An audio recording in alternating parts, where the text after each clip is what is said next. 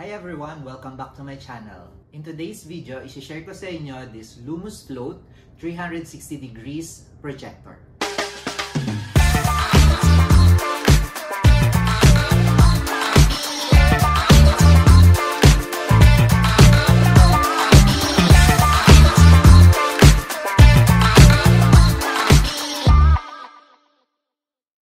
I-unbox na natin this Lumos Float.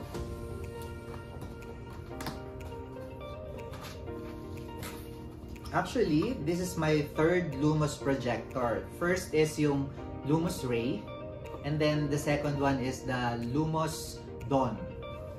And then, ngayon nga, naglabas sila ng bago, which is the Lumos Float. And this is yung laman niya. Yan. So, meron siyang user manual. Of course, the remote control. Power cable. And other cables. Ayan. And then eto, this is some screw and yung para siyang yung pang-mount ng Lumos Float ng projector. And the unit. Sobrang ganda ng packaging niya. Very secured talaga yung projector.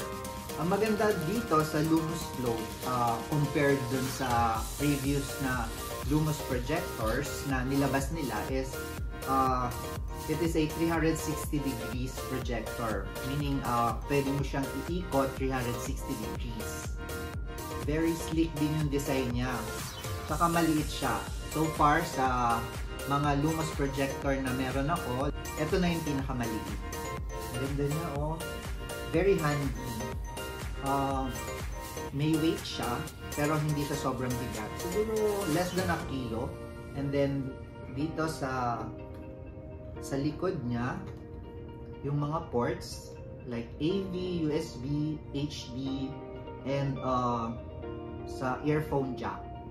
Dito rin sa likod, makikita nyo yung port para sa power cable. Then sa mga sides naman niya, makikita nyo yung para sa speakers niya. Kasi this comes with built-in speakers. And then sa ilalim, yan, meron na rin siya yung mga parang paa niya. So that kung gusto mo siyang ilagay sa table, meron siyang parang paa niya dito. And then this port naman is if you want to connect it sa tripod. And then dito naman sa ibabaw is the power button. So yan, gagamitin mo siya, lagay mo lang sa table. And then, kaya siya tinawag na 360 degrees projector kasi pwede mo siyang iikot 360 degrees. Ayan. So, pwedeng pa ganyan, pwedeng diretso lang. Or you want, kung gusto mong manood ng movies ng nakahiga, pwede mo siyang i-project sa ceiling mo. This Lumos Float comes in 3 colors.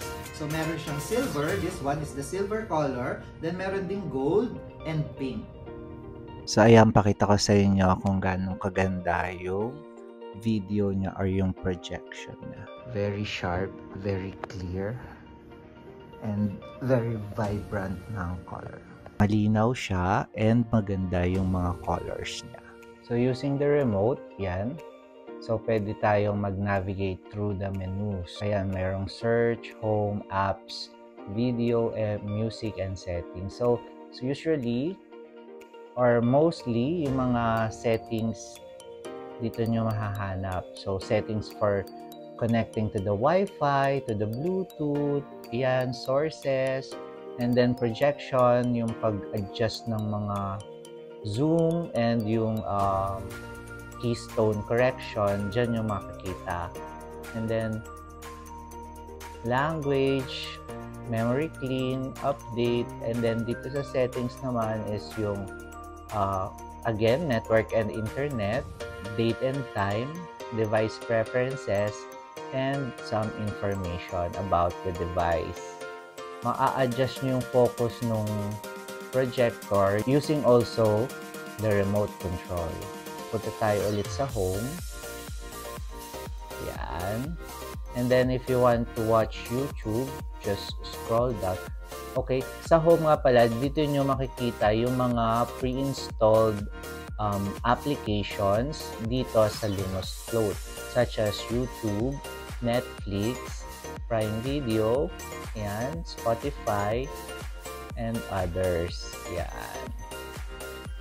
If you want naman to install other apps, punta lang kayo sa apps menu and then punta tayo sa App Store. Dito sa App Store is kung saan pwede kayong mag-download ng iba pang mga apps na gusto nyong i-install dito sa Lumos Float projector nyo. Ayan, so on the left side, merong mga categories, app, and settings. So, yan. Browse nyo lang yung mga apps dyan. So, pwede kayong mag-download ng apps na gusto nyo. Dito nyo rin makikita if ever kailangan nang i-update yung app nyo. For example, this Netflix is updated. Yan. Pwede mong i-open yan din dito or i-uninstall. Dito rin sa apps menu, makikita nyo yung iba pang mga apps na pwede nyong gamitin or naka-install dito. Such as yung Bluetooth, Miracast, Mirror, ayan, and so on. So, ayan, makikita nyo yung mga apps na meron dito sa Lumos Float.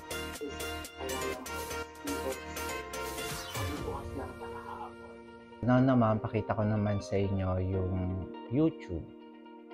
So, ayan. Ito yung YouTube page ko. Try natin mag-check ng isang video like this one. Sharing our fun and memorable time at Universal Studios Japan. It is definitely a must-visit when traveling to Osaka. Don't miss it! So, ayan, i-mute muna natin. So, as you could see, maganda yung colors niya, di ba? Malinaw yung video and maliwanag kung saan kailangan maliwanag and then makulay kung saan dapat makulay. Yung sound is nanggagaling na rin from the projector itself kasi the projector also has a built-in speakers na maganda yung tunog.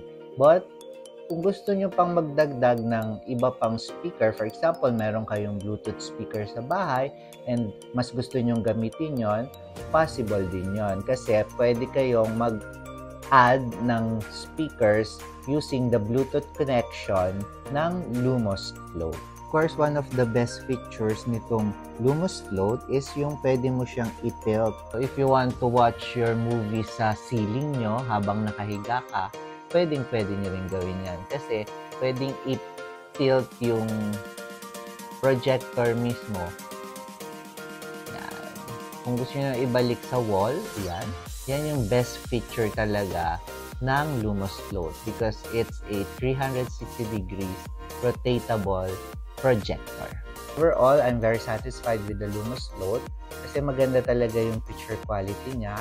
As you can see, kitang-kita naman na maganda yung colors, malinaw, and very user-friendly no interface niya.